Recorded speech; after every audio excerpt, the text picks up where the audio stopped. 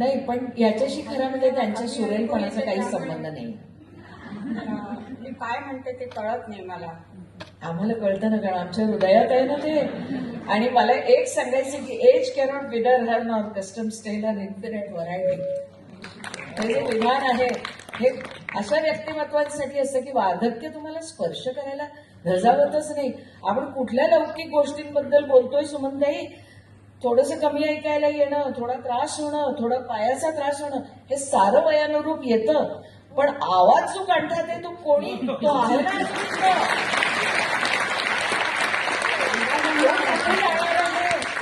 आणि तो जपलाय. स्वार्थ असतोच हो. मी उभी का आहे तर मी बसले तर त्यांना वाटेल मी मुलाखत घेते म्हणून एवढी.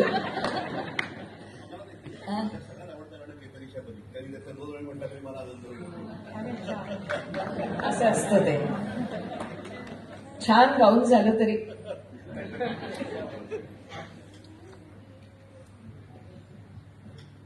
केतकीच्या बळी तिथे नाचला ग मोर.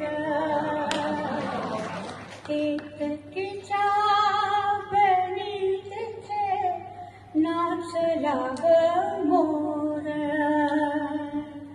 गहिवरला मेघनभी सोडला बधीर. केतकीच्या बळी तिथे नाचला ग मोर.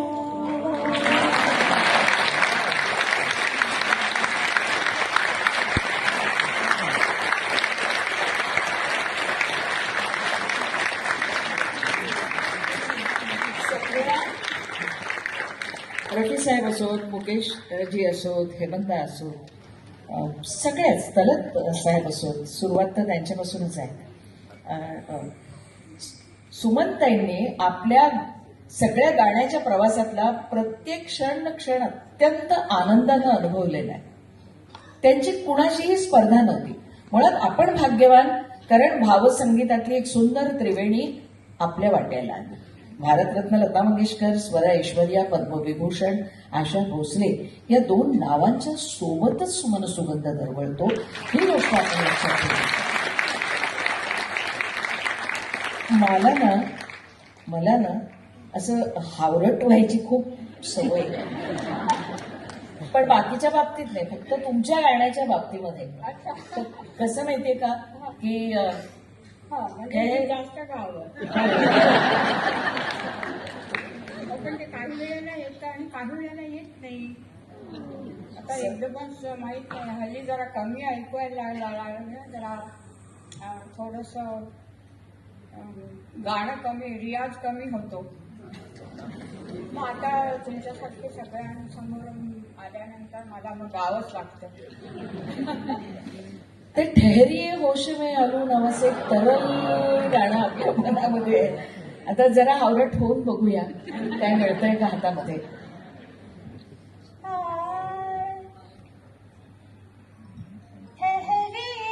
होश में आलू तो चले जाएगा.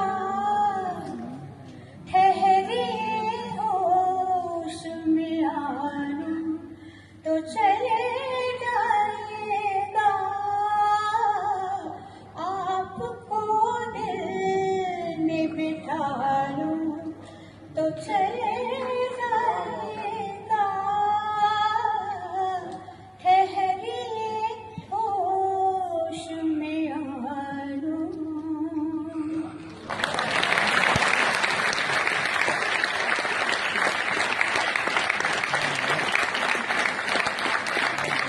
करोना आला नसता तर असं वाटते, परंतु इतकं बरं झालं असतं. शब्द शब्द जपून ठेवासारखं गाणं पूर्णपणे त्या व्यासपीठावर गात होत्या त्या काळामध्ये. पण तुम्ही एवढं देताय ना, तेच खूप आहे सुमनताई. कसं होतं की एखादं भावगीत असो, भक्तिगीत असो, एखादं चित्रपट गीत असो, मराठी असो, हिंदी असो, वेगवेगळ्या भाषांमधलं असो, हे नंदलालासारखं गाणं आहे. किंवा किती बघा आता मला कळतंय त्या गाण्याकडे जरा नंतर यायचं होतं मला, पण त्या आत्ताच आल्या.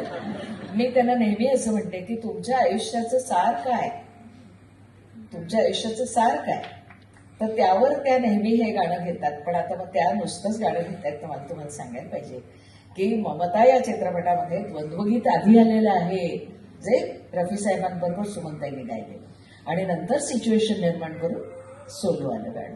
मग दोघींच्याही जीवनाचं तत्वज्ञान खरं तेच असू शकतं.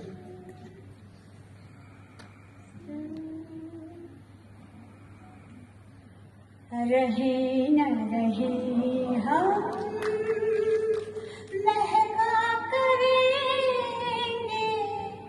बन के कली बन के सबा बागे जहां में, रहे न रहे हम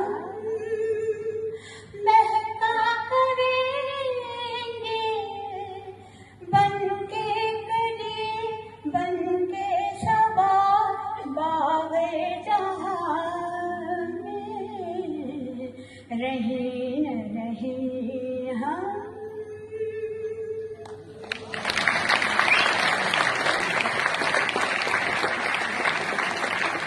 मग ताई, तुम्ही असं म्हणालात की आता रियाज होत नाही.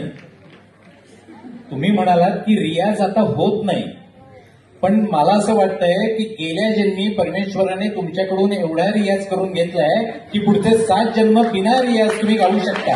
ऍब्सोल्युटली. आणि आत्म्याचा रियाज असतो, एक मनाचा रियाज असतो, तो त्यांचा सतत चालू असतो. त्यांच्यामध्ये एक लहान मुलगी दडलेली आहे, जिला जीवनातल्या सगळ्या त्या छान छान गोष्टी उत्तम